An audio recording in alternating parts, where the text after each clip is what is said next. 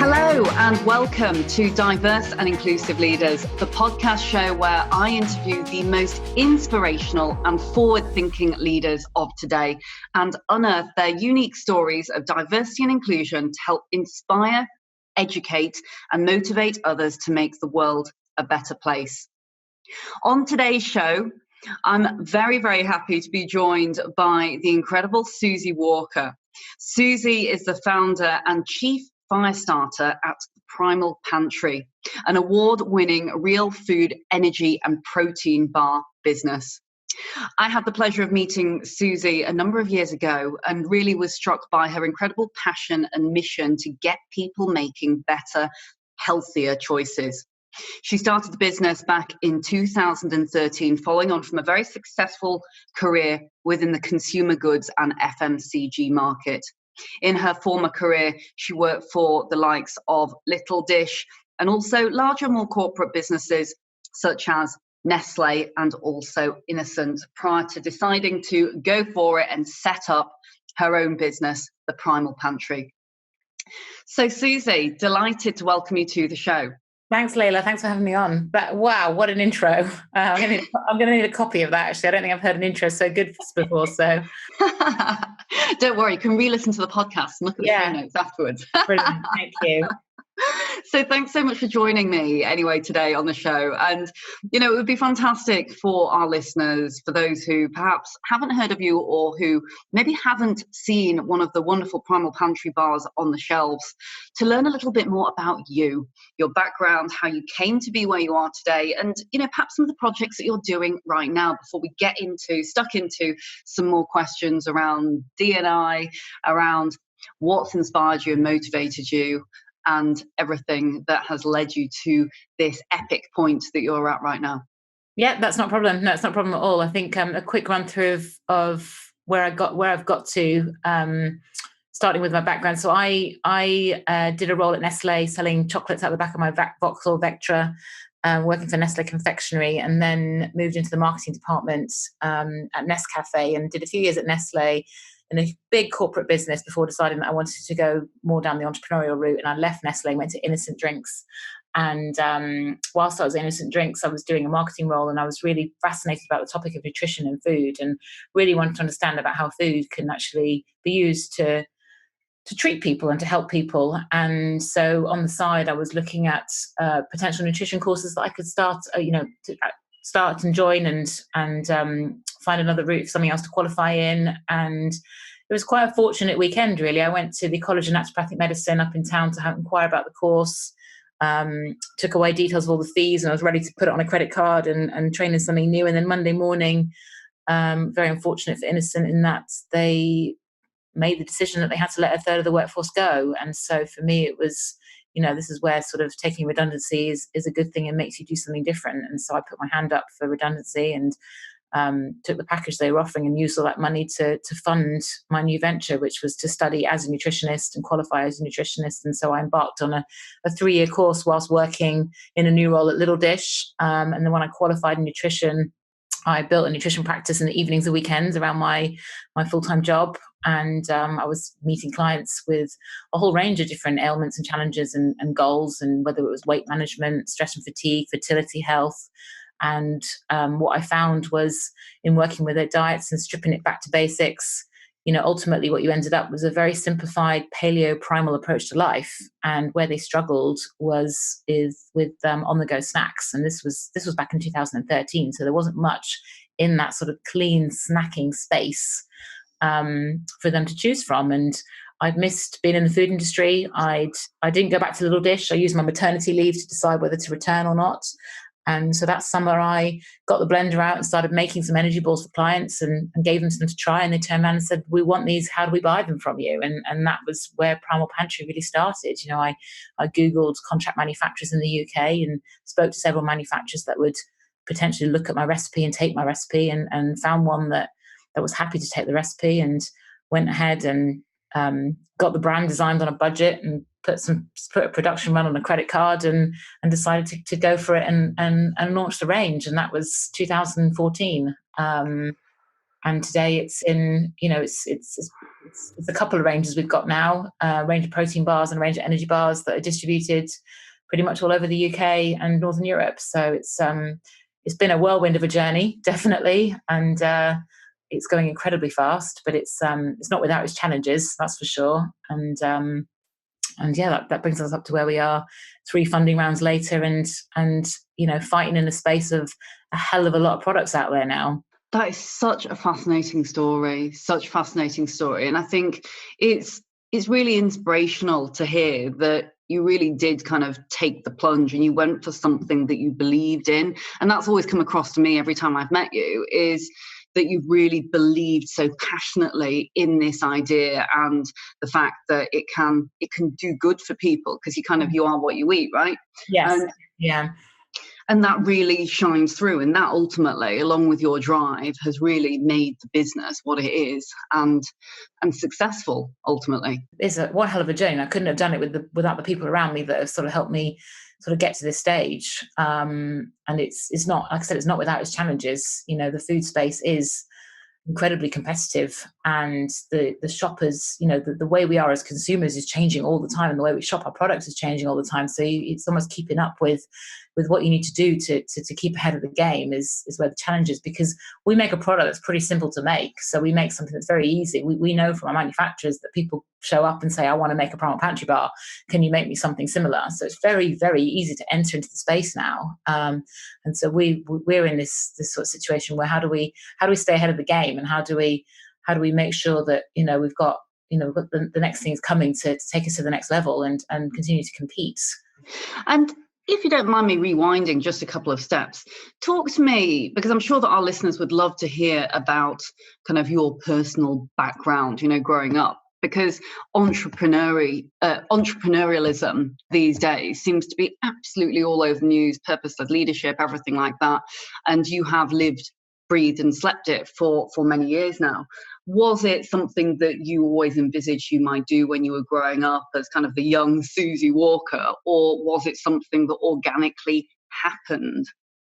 Yeah, I'm definitely not one of those entrepreneurs that says, oh, I was an entrepreneur as a kid and I had a lemonade stand and I was, selling things on the street corner. No, I wanted to be a vet. So it was very different to where I am now. I think for me, it was, it was testing myself by leaving a massive, safe, secure job at a food business at Nestle and taking the plunge to go somewhere smaller, into an entrepreneurial ground of Innocent. And I had my challenges there. I was faced with, having to make bigger decisions and a lot more pressure, and, being overexposed in your role versus, something at a bigger corporate.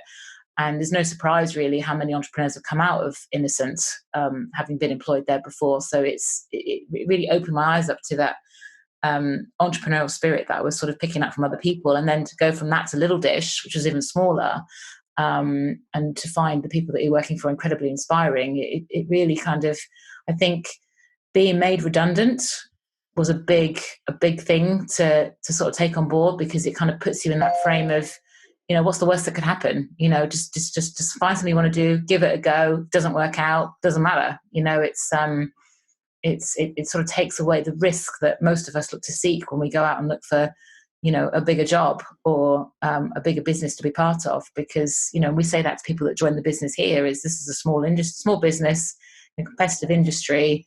You need to look at it as much as I can gain in a short period of time as a benefit, really, because no one knows what's next. And I guess what you're describing there is, you've worked for these, the almost relatively new wave of businesses that have got purpose and culture at the heart. You say that quite a lot of entrepreneurs have come out of places like Innocent. And I remember when Innocent started years and years and years ago, it was really new, it was really exciting. And since then, there's obviously been a huge wave of other businesses that have been formed and founded through people's passions and through kind of, the purpose-led business and leadership, really.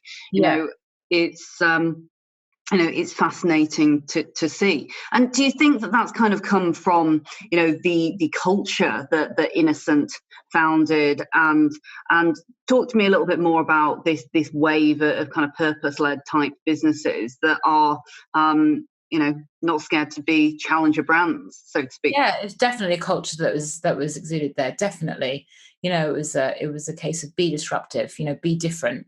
And this was back in 2008, and no more than now really is it more apparent. It's certainly in the food space. You're watching some of the bigger players, and they're losing out because they're not being disruptive. They're not being different. They're not taking the plunge to challenge the market. They're trying to take on the smaller challenger brands, and they're failing at it at this stage. And it's because it's their approach to risk, their approach to storytelling, their approach to brand creation, and their approach to really understanding who the consumer is not as key to them as some of our smaller startup players. It's a dare I say, it's a brand manager in a big corporate that's trying to get to the bottom of how they can make a product that fits in the market space, but without a mission and a vision and a story to tell as to why that someone should buy the product, it's causing challenges on their side to be disruptive, and it was something that Innocent always been good at since they started. I can't speak for them now, but it's certainly at the time then it was all about how can we be different, and how do we convey our values to the outside world. And make those values real, so they're not wishy-washy and can you just change the logo at the top and they can belong to anyone else. And really how to have a mission and how to sell your why, and and really convey why it is people buy your products, more so than what they're actually buying. I really love that there's so many more businesses now like Primal Pantry that are really clear as to their why. Now, you mentioned their kind of really believing and kind of selling the story, but it comes across as so much more authentic when you've actually got a real person behind it, as opposed to it being, a larger business trying to do or say the right thing because that's what they want the customer to hear, but actually having that real, it's that authenticity that you have as a small business where it actually means something. And this seems to be, not just all the rage and trendy and everything like that at the moment, but it seems like that actually really does resonate with the future generations of leaders who are coming up through the ranks. I mean, as a millennial leader myself, I really care about what I'm putting into my body, what I'm buying, whether there is a good, ethical, sustainable background to that, because that's what I have learned, and I feel that kind of represents me. Do you think that there's a lot of other people who are feeling like that, and have you noticed there being this significant shift? Because obviously you've had the benefit of working for a big, large corporate and then also working for a number of smaller businesses. So I guess it's very, it's probably, you're the perfect person to ask about the differentials between the two, having had this experience. Yeah, I mean, I think it's like I said, I could be a brand manager at a big corporate that's been given a task to launch a brand into a space where you're competing with lots of challenger founder-led businesses. And then as said brand manager, it's a case of how do I create something that fits? I don't have the true passion for it because I'm a brand manager for 12 months and I'll move on to another product range. I don't really have a real story as to where this product's come from, apart from the fact that we know there's a gap in the market and we can fill that gap with the products in our portfolio. There's no authenticity there. And, I always go by the saying, if you put it in your body or on your body, people want to know where it's come from and who it's come from and why it's there in the first place and what's the mission that they're on to achieve. And that's that story is key, and that story is so real that you're just not going to get from a big corporate marketing department that just wants to create something, to make up a story along the way as to where it's come from, to fit behind it, because people will see right through that. So what you're kind of saying is that it's putting the purpose and the true core beliefs at the center before profit. And when you've got that piece right, everything else will follow. Yes, exactly. Yes. So moving on then, I mean, talk to me a little bit about some of the challenges. I know that you've mentioned there's been challenges along the way, and as an entrepreneur, I know it can often be quite an emotional roller coaster that those looking from the outside in don't realize sometimes how difficult it is to start a business and to grow it.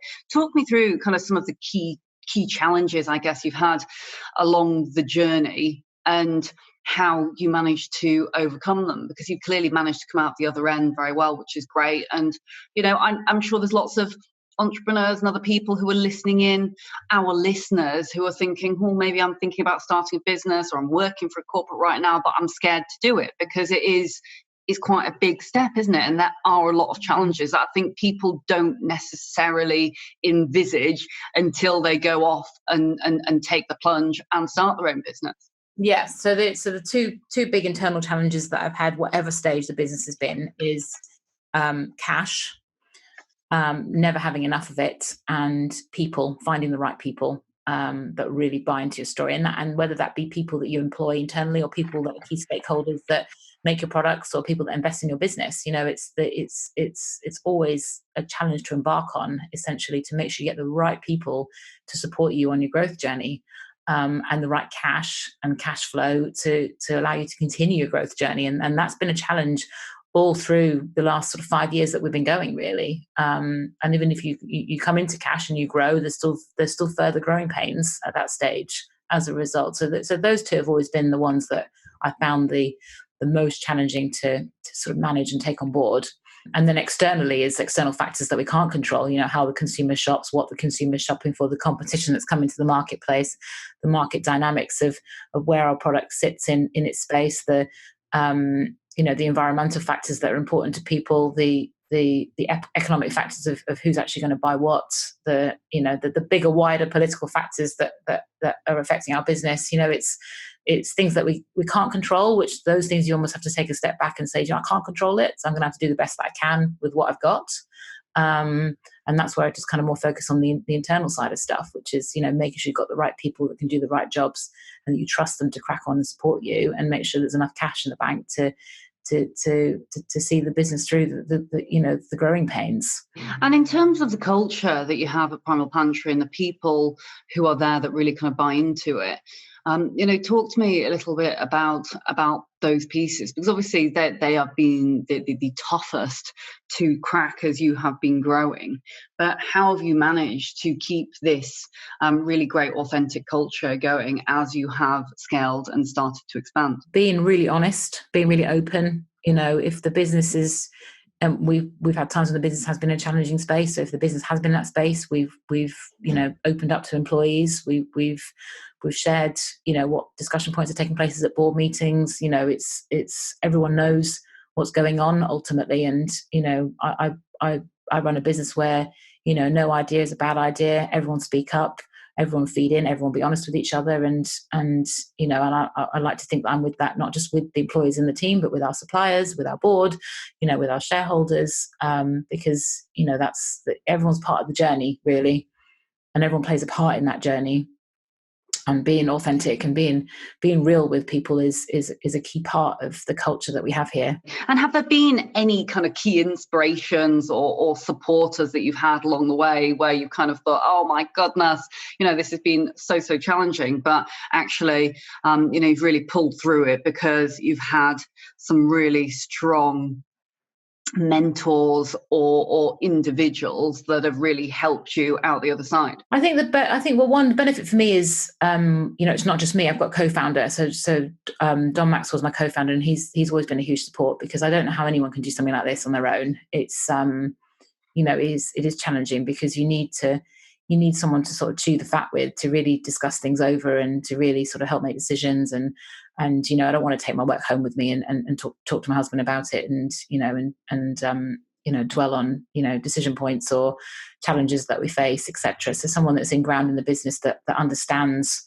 where I'm coming from is always been a major support, essentially. And the team are a huge support to me ultimately. So it's I wouldn't say sort of necessarily from a mentor perspective, I've gone down that route at this stage, but certainly, people always want to help, and always want to advise, and always want to share their thoughts, and I'm open to anyone that wants to sort of jump in and feedback in and say how we can do things better, and how they can help me, and ultimately make a better business together. I love that. So it sounds like it's a really inclusive business environment that you're operating in. Very open, very honest, and sharing with everyone what's actually happening so that everyone is going along the journey together. That's it. Yeah, definitely. And I guess just another couple of quick questions before we wrap up for today. Obviously, the show is called Diverse and Inclusive Leadership, and I know that you are very inclusive as a leader from the sounds of things.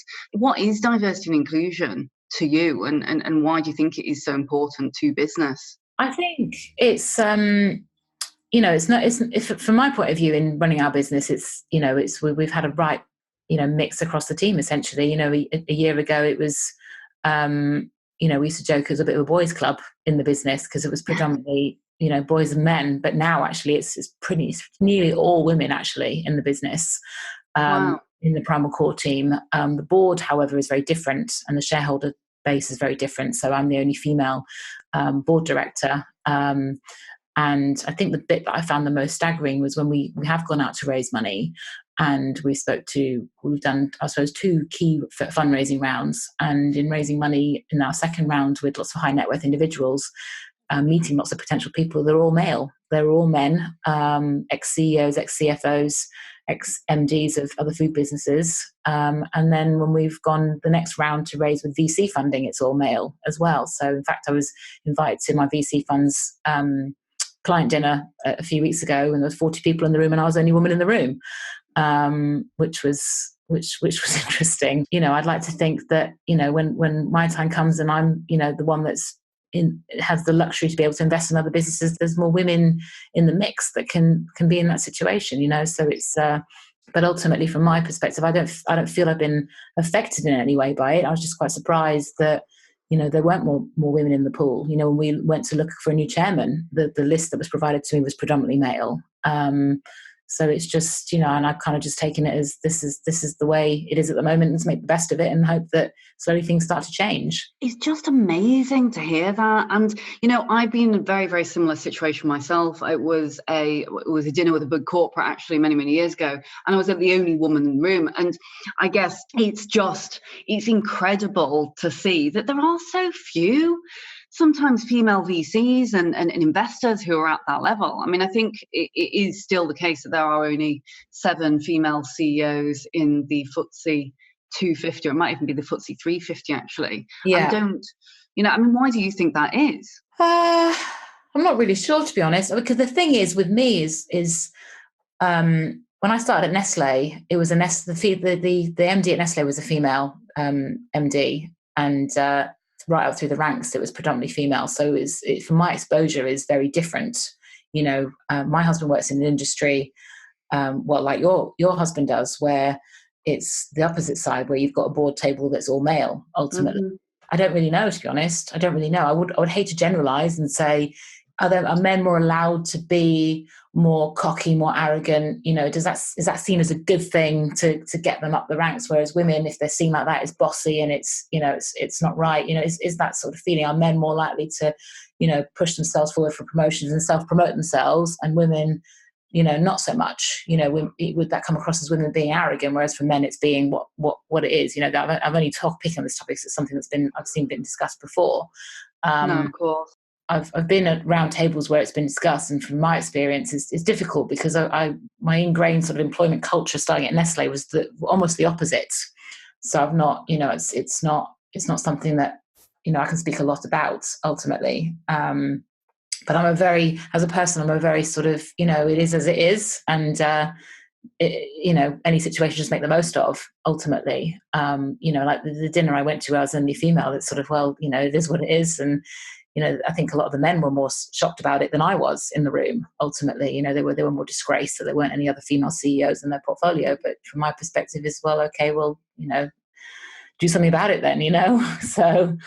And that's why I think it's so important that we keep having conversation and that we keep shining a light on individuals like yourself. And I know that, it's modest for you to say, you kind of, you just carry on and you go, you just keep going. Basically, you don't think about the people that are around you. But I think, it is one of the sticking points, certainly when I was going through my business career and trying to make my way as an entrepreneur, there were less women, there were less role models to look up to think, oh, they sound or look. And they've got similarities to me, therefore I can do it. So I think the more we can shine a light on women like you who have done really well and not been scared to push the boundaries, the better. Because if one of our listeners listens to this podcast right now and thinks, wow, Suzie's done it, she used to work for Nestle, some of the big corporates, I'm working for a big corporate, maybe I can do it one day, and hopefully we can keep inspiring others to feel that they can push the boundaries and not be scared to challenge and take the next steps. Yes, yeah, exactly. And I guess just to kind of finish up, really, I mean, would there be any kind of advice that you might be able to impart on our listeners? Yeah, I think it's always a case of just thinking what's the worst that could happen. Before we went ahead and launched Primal Pantry and deciding, do we want to spend 10 grand on a production run of bars?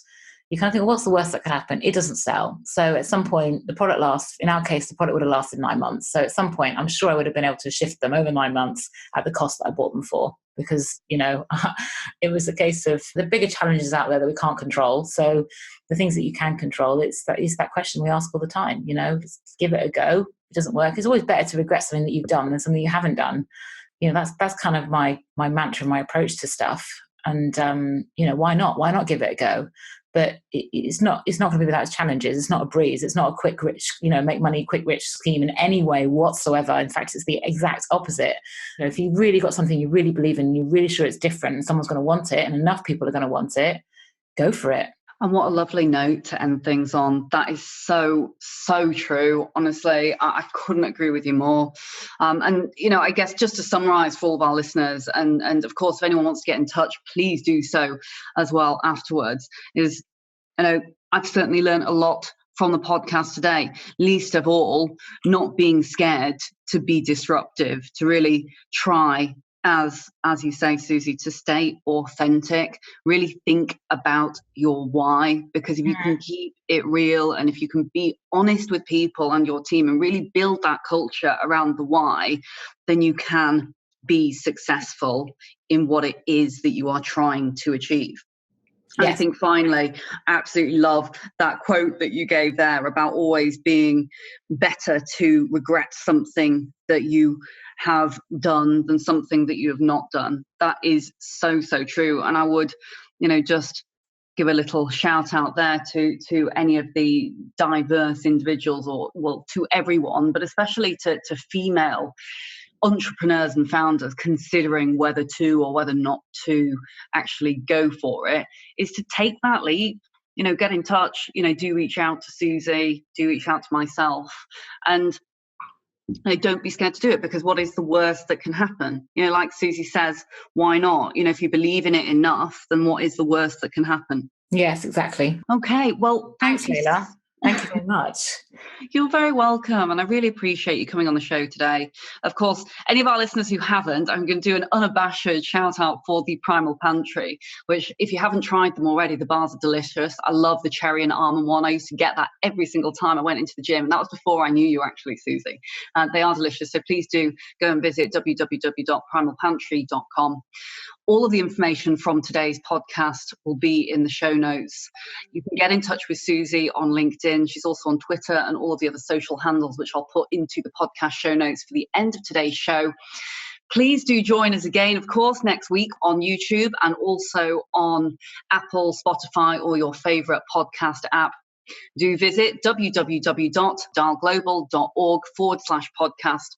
My name is Leila Mackenzie, and you've been listening to Diverse and Inclusive Leaders, the podcast show, today with Suzie Walker from the Primal Pantry. Thank you so much for listening, and see you next week. Thank you very much. Bye. Thank you so much for watching the Diverse and Inclusive Leaders podcast. Please do feel free to hit the like button below, or if you'd like to receive future notifications, do ping the notification bell here at the side. If you're interested in the audio version only, you can find it on the following streaming platforms. Any extra info and descriptions will be in the links below. Look forward to seeing you soon.